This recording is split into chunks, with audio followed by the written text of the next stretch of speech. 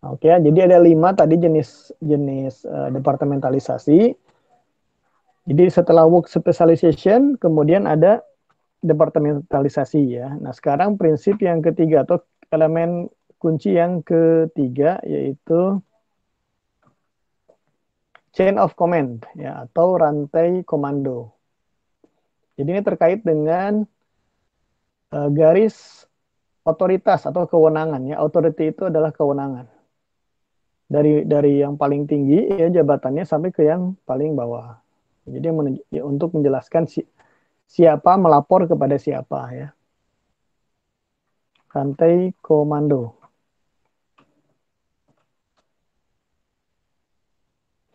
Jadi aliran otoritas ya disebutnya rantai komando ini. Dari mulai tingkat atas sampai ke tingkat bawah ya dari organisasi dan juga sekaligus mengklasifikasikan siapa melapor kepada siapa ya. Next slide, Cory. Authority. Oke, kita lihat definisi dari otoritas ya. Apa itu otoritas? Hak ya, hak-hak yang melekat, inherent kepada suatu posisi manajerial. Jadi yang punya otoritas itu manajer ya biasanya, posisi manajerial, manajer ke atas. Ya, manajerial itu maaf, kalau manajerial termasuk sebetulnya supervisor ya, dari supervisor ke atas, supervisor, manager, general manager ya, director sampai ke presiden atau director ya. Nah itu punya apa namanya hak untuk memberikan perintah, to tell people what to do, itu memberikan perintah ya, and to expect them to do it. Jadi hak untuk memerintah lah sederhananya ya, otoritas itu, kewenangan itu. Bisa juga terkait dengan penggunaan sumber daya ya. Jadi hak untuk mengeluarkan uang gitu ya. Hak untuk memecat misalnya ya. Itu bagian dari otoritas. Nah, kemudian ada istilah responsibility, tanggung jawab ya. Yaitu kewajiban. Kalau tadi hak, kalau sekarang kewajiban. Ya, kewajiban apa namanya? Or expectation to perform ya. Harapan untuk melakukan sebuah pekerjaan. Jadi ada kewajiban untuk melakukannya dan harapannya dengan melakukan itu gitu ya. Kemudian ada unity of command. Konsep kesatuan perintah atau komando ini bahwa seseorang itu sebaiknya punya satu bos saja dan dia hanya melapor kepada satu bos saja gitu. Ya, meskipun ini tidak mutlak ya teman-teman, ada juga sih ya konsepnya itu nanti dia punya beberapa bos bisa ya. Cuman yang konsep dasarnya ini ada istilah unity of command. Kemudian ada yang disebut dengan span of control atau rentang kendali, rentang apa namanya terkait dengan pengawasan juga. Makanya di sini definisinya span of control itu adalah jumlah karyawan ya atau staff ya yang bisa secara efektif ya di dan efisien dikendalikan oleh seorang manajer. Jadi seorang manajer itu sebaiknya punya berapa bawahan lah gitu ya. Seorang atasan itu sebaiknya punya berapa orang bawahan supaya dia bisa secara efisien dan efektif mengendalikan mereka itu ya. Ada teori-teorinya lah, ada yang bilang katanya 6 maksimum 6 orang ya. 5 sampai 6 orang atau maksimum 7 orang ada ya. Tapi itu juga tidak mutlak ya, teman-teman. Ada yang dia sampai bisa punya bawahan puluhan bahkan ratusan ya enggak. Satu jabatannya, seorang atasan itu dia punya bawahnya bisa puluhan ratusan, bahkan mungkin bisa jadi lebih dari itu ya.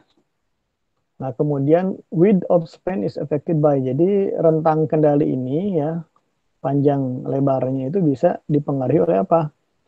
Nah, ini makanya tadi saya bilang relatif ya.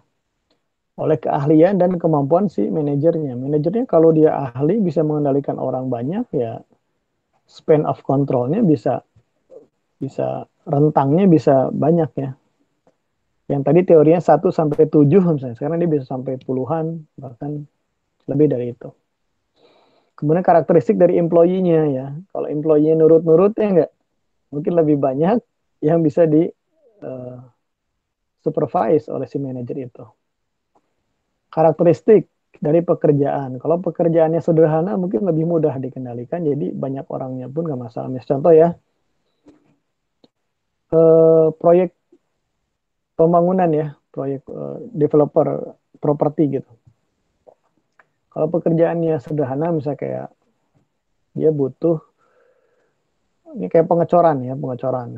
Pengecoran itu mungkin butuh banyak orang nih, bisa puluhan gitu. Nah, ya cukup satu supervisor aja, ya satu mandor aja yang ngurusin pekerjaan itu ya, karena mungkin pekerjaannya tidak terlalu kompleks. Tapi kalau sudah kaitannya sama misalnya mesin ya, produksi nih, oke, apalagi kalau itu nilai nilai transaksinya sangat tinggi, sangat mahal ya, maka mungkin satu supervisor dia ngawasin 2 operator saja misalnya gitu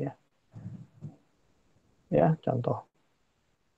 Bisa proyeknya lebih lebih beresiko juga, beresiko lagi. Contohnya proyek reaktor nuklir gitu ya, atau proyek pembangunan pesawat ulang-alik ruang angkasa ya enggak.